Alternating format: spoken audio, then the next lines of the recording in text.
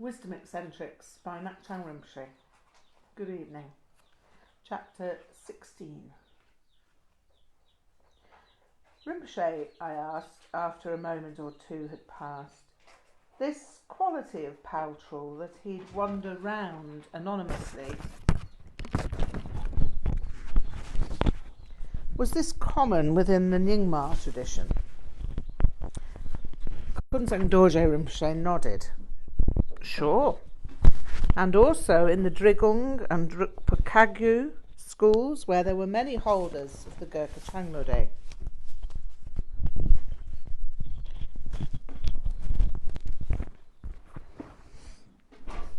The first Dzogchen and his friend Chhi'méd Rig'dzin often behaved in a similar way, but they didn't wander as extensively as Paltrul. Maybe he learnt this style from them when he was young. Chapter 16. The Gentry. Oh yeah, good morning. Are you refreshed from your sleep? I slept well, Rinpoche, thank you.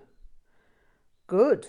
Maybe today you will also not be Tomyo. This would be good. Maybe you will be clear, and maybe you will see clearly. So now we talk about upper-class Tomyos. Rinpoche sat silently for some minutes. Not all aristocrats are Tomyos, but many are Tomyos, and their wealth does not help them to become anything else. I suppose the idiots who admire them don't help. Oh yeah. Now you are thinking clearly. Maybe you are never again becoming a Tomyo. Anyway, when Paltrul was young, he once travelled in the company of the first Dzogchen and his friend Gyalway Chhi'méd Rig'dzin. They'd all donned the nomad-style sheepskin tubas that were the favourite costume of Dzogchen, and were striding out in the direction of Dodrup Gompa.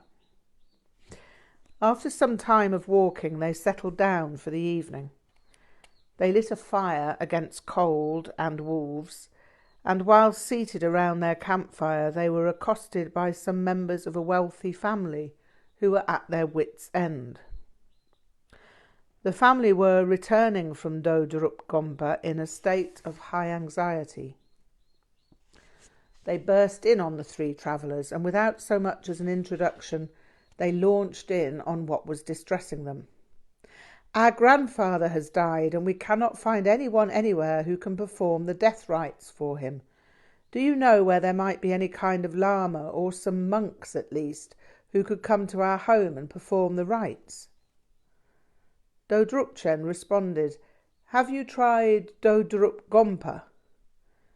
Yes, the rather finely dressed man of the party answered impatiently. We've just come from there, but 3 extremely important lamas are expected soon for a large ceremony, and no one from there can be spared.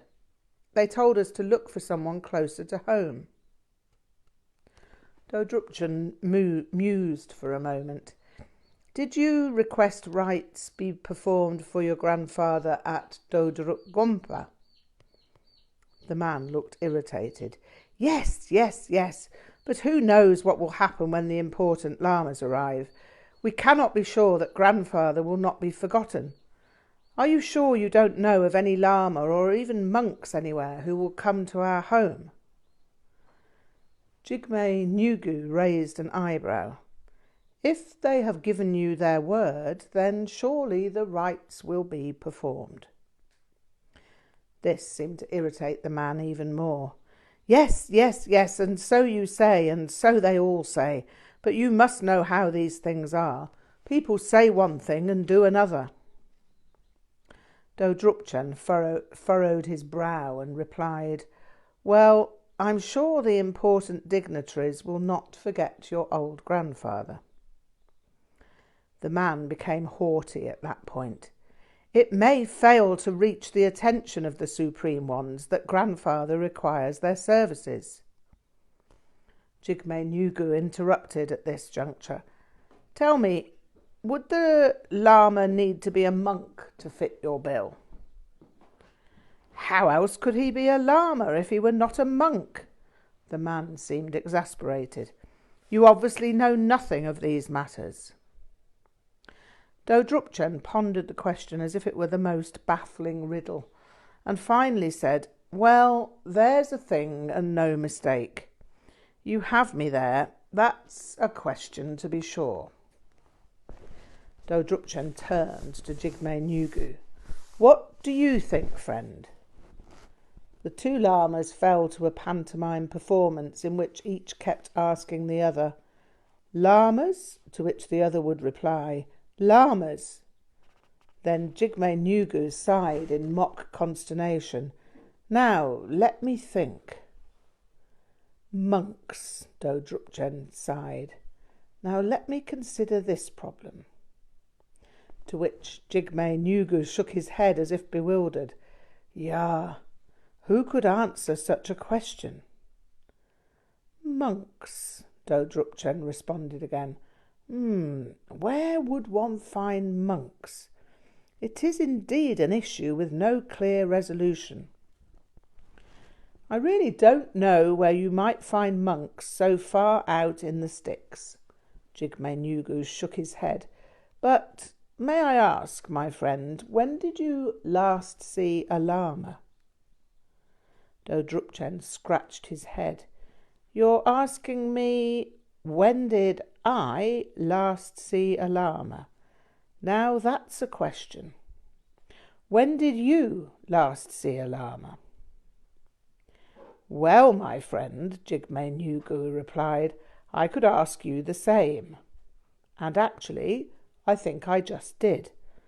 But not to put too fine a point on it, I'd say that the question of time doesn't exactly come into it, does it? Well said, Dzogchen nodded with enthusiasm.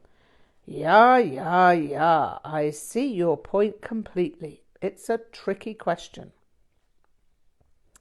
This style of discussion went on for a period of time, which nearly drove the man insane with frustration. Enough already with this gibberish. Are you crazy? You've either seen Lamas or you haven't. Chhi'méd Rig'dzin became serious. Are you sure it's not better to leave things be? Are you sure it's not better to rely on the monks at Dodrup to perform rites for you? We're sure your request won't be forgotten. The relatives, however, were not happy with leaving anything to chance, and sat around in a dejected manner, talking amongst themselves and wondering what to do. As they were talking, various other stragglers from the family caught up with the main party. One of the latecomers was a young girl who noticed that there were pechas, texts, wrapped up in the bundles that the three yogis had placed in a sheltered spot. The wind had whipped up the side of the backpack that Paltrol was carrying, and sure enough there were pechas there. Maybe they can help, she called out. They have pechas. The eldest of the relatives looked, and sure enough the girl was right. Can you read these pechas you carry? The three yogis nodded. Yes, replied Dzogchen, we can all read. What pechas are these pechas that you have with you? These, Dzogchen replied, are texts connected to Dodrup Gompa, and amongst them there are Bardo Tudrol texts. Then, although you're not monks, will you at least come and chant these texts for us? We will provide you with generous offerings. Please come, you're our only hope. Dzogchen answered, Well, yes, of course we will come, but you said that you wanted monks. If you want monks, wouldn't you be better off remaining here in case any monks come along? The elder of the relatives looked vexed. That doesn't matter. You have the texts, and that is what counts, as long as you know how to read. Then over his shoulder he asked with barely concealed suspicion, You do know how to read, don't you? The 3 yogis nodded, and Dzogchen Rinpoche added, "We can read well enough to recite these texts for you. There is no need to worry if that is all you want from us." So it was that the 3 yogis agreed to help, but said that they could only remain for 3 days. They were on their way to Dodrup Gompa. They couldn't delay too long because of the important ceremonies that were to take place, and the Gompa awaited their arrival. They said nothing of this to the party, however. They simply agreed to help, until they had to continue on their journey to Dodrup Gompa for the event. The relatives decided to keep quiet about a certain fact which was likely to have influenced the yogis in their decision to stay. The fact that the ceremonies were set to start in 2 days. It was due to this that no one had been able to come from the Gompa to perform rites in their home. To cut a long story shorter, the 3 yogis performed the bardo rites somewhat to the amazement of the family. They not only chanted the texts, but also played ritual instruments and made tormas. They seemed to know what to do and to be able to carry everything out with surprising finesse. Whoever these fellows were, it seemed that they may once have been monks or something.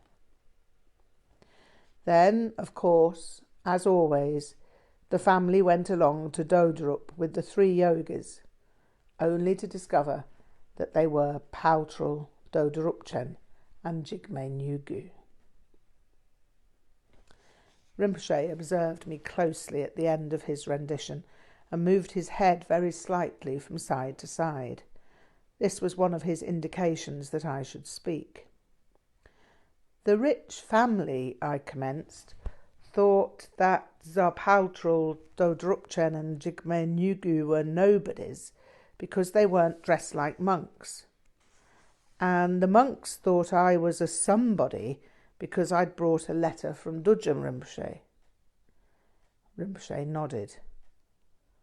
More or less, but anyway, you walked round the lake with Kunchog blessing people.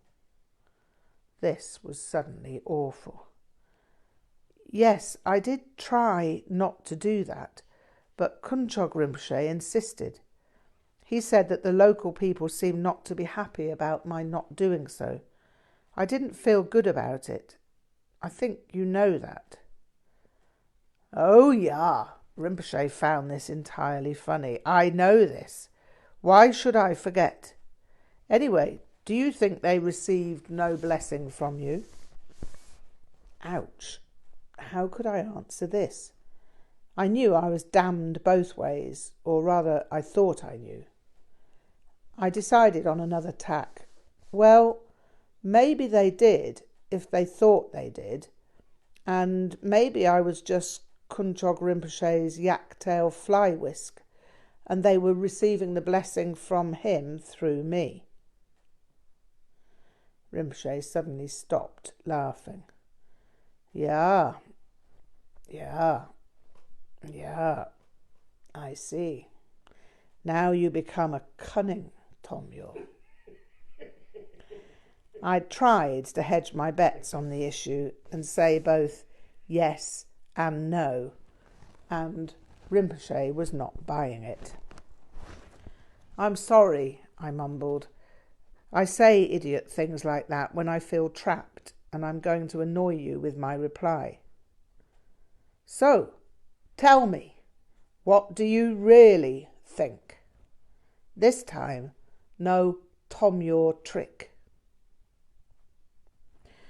I have no idea whether they received a blessing or not, or even what a blessing actually is, to be honest. I think you have to know what a blessing is in order to give one. Rinpoche nodded. And also to receive one. This is better.